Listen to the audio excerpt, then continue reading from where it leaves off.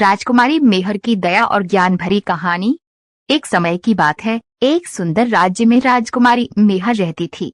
मेहर केवल रूपवती ही नहीं बल्कि अत्यंत गुणी और दयालु भी थी।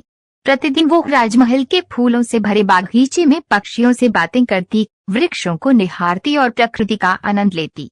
उसके सिर पर चांदी का छोटा मुकुट होता, नीले रंग का लहंगा जिसमें सुनहरी कढ़ाई होती और उसकी लंबी काली चोटी उसकी पहचान थी।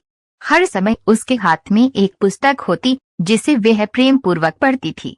मेहर सभी से प्रेम और सम्मान पूर्वक बात करती थी। एक दिन वह राजमहल के पुराने हिस्से में पहुंची। वहां एक रहस्यमयी कमरा था।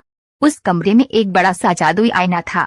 जैसे ही मेहर ने उस आईने को छुआ, एक तेज चमक उठी और उसके हृदय में एक आवाज गूंजी, डैश तुम इस राज्य की रोशनी बन सकती हो। इसी दौरान एक दुखद समाचार आया। पड़ोसी राज्य के राजकुमार रतन के महल में आग लग गई थी।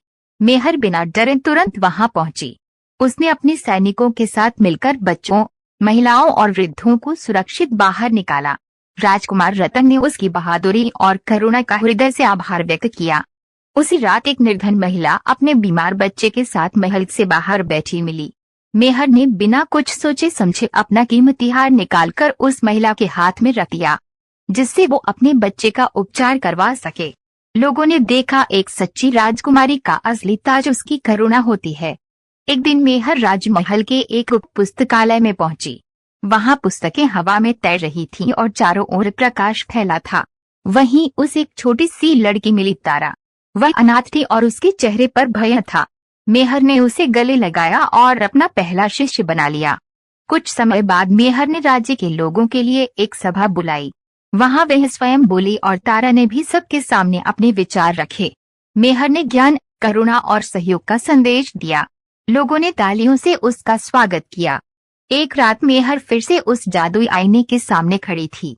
तारा उसके साथ थी। जैसे ही उन्होंने आईने को छुआ, एक दिव्य प्रकाश चारों ओर फैल गया और दोनों को घेर लिया। ऐसा प्रतीत हो रहा था जैसे कोई दिव्य शक्ति उन्हें एक नए मार्ग पर ले जा रही हो। बड़े मेले का दिन था। राजमहल के आंगन में रंग बिरंगे झंडे, फूलों की महक और लोगों की भीड़ थी। मेहर ने अपनी शक्ति से लोगों के दुखों को दूर करने का चमत्कार दिखाया। तारा ने सबके सामने अपनी कहानी सुनाई, एक अनाथ बालिका की राजकुमारी बनने की यात्रा। लोगों की आंखों में आंसू थे, पर उनके चेहरों पर मुस्कान भी थी। अब राज्य में नए नियम लागू हुए, हर बच्चा विद्यालय जाएगा, कोई भी भूखा नहीं सोएगा। तारा अब मेहर के साथ राज्य का संचालन करती थी। दोनों मिलकर हर कोने में प्रकाश फैला रही थीं। अंत में एक संध्या को बागीचे में खड़ी होकर मेहर ने कहा, डैश राजकुमारी बनने के लिए ताज नहीं, दया और ज्ञान चाहिए। उसकी मुस्कान में शांति थी और उसके शब्दों में उजियारा। और इस प्रकार राजकुमारी मेहर एक ऐसी कथा बन गई जो हर दिल में सदा के लिए जीवित रहेगी। इस राजकुमारी के लिए वीडियो को लाइक करें और चैनल को सब्सक्राइब करना न भूलें।